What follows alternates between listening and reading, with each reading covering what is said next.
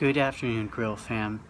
This is Weston Scribner with another episode of Grillin' with a cup, or rather a tequila, of a lot of water.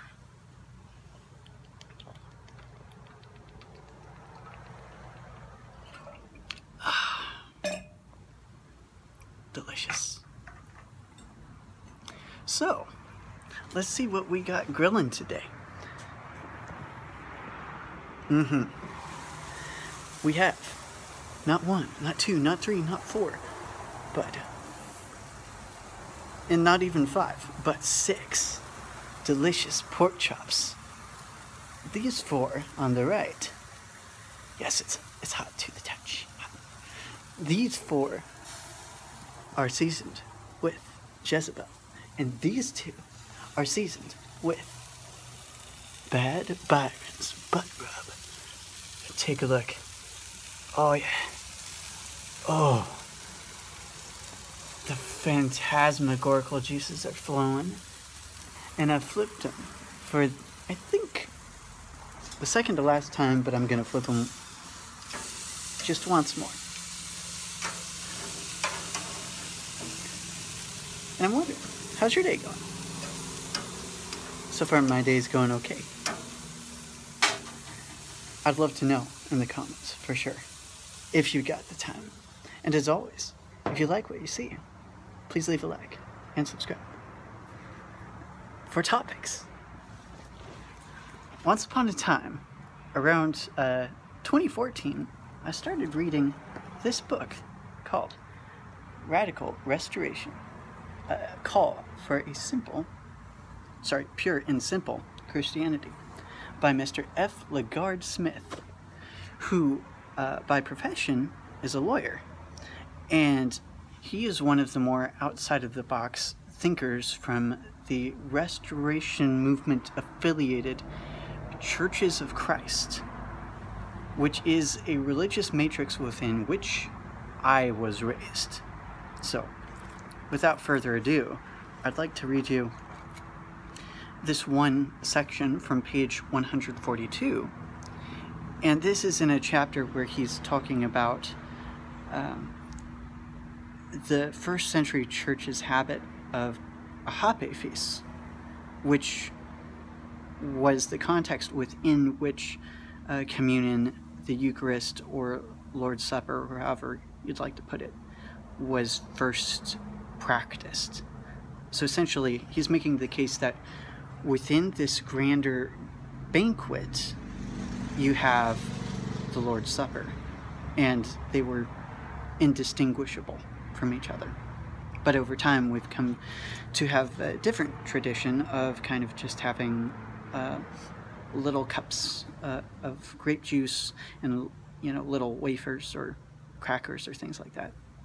So anyway, on that subject, he writes, "The good news, I suppose, is that there could never again be a kind of 3 songs and a prayer mentality about our worship. You can be sure that having a first century fellowship meal as the backdrop for our Sunday services would shatter our customary acts of worship. What I wonder most is whether we could ever move comfortably from the almost funeral-like solemnity which surrounds our present Lord's table observances, which I often find personally meaningful and moving, to the kind of joyful celebration characteristic of a shared family meal, which, to be candid, sounds threateningly irreverent to me. In short, how do you mix a banquet with a funeral? One thing is certain. Those who object on principle to having kitchens in the church building would have to reconsider that position from scratch. Knowing what we know about first century fellowship meals, the question isn't so much whether there ought to be a kitchen in the church, but whether the church ought to be in the kitchen." Now, with that said, I'd like to have us brew on those thoughts while I remove these delicious pieces of pork chops from the grill. One thing I like so much about that passage I read is it reminds me of this perennial idea that you find, or I've been finding at the core of most religious traditions,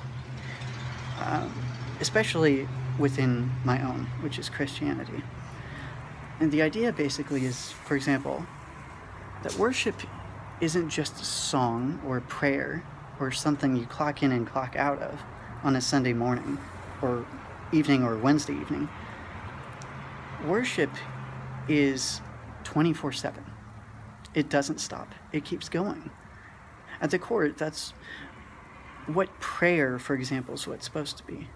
It's supposed to be this contemplative thing where you're always living in prayer.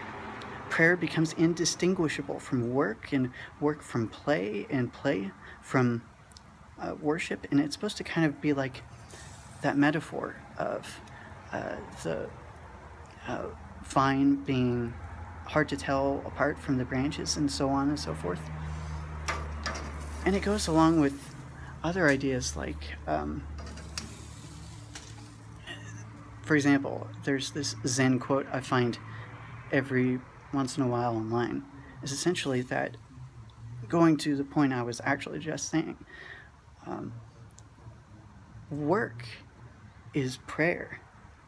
If you can get to that point where everything that you do, everything that you say, everything that you are is a constant prayer, that's amazing. But it kind of flips the other way too. The prayer is in that work.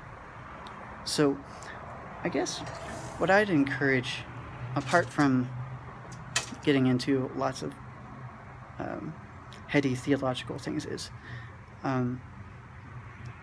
whatever you do it for the sake of wonder. Do it for the sake of mystery. Find beauty in the ordinary. Find love in the times where it's hard to see any. And am I perfect at that? No, I suck. But I've been trying to live according to this 24/7 contemplative prayer worship way for, I don't know, since about 2014, actually. And hopefully I'm making progress. I don't know. But yeah, I might have been running around in circles, but that's the thing. That's what discourse is. It's running around in circles. That's the meaning of the word. So I hope as I ran that marathon that you find something worth running along to or with. And with that having been said, may the force of God be with you always, and may the odds be ever in your favor.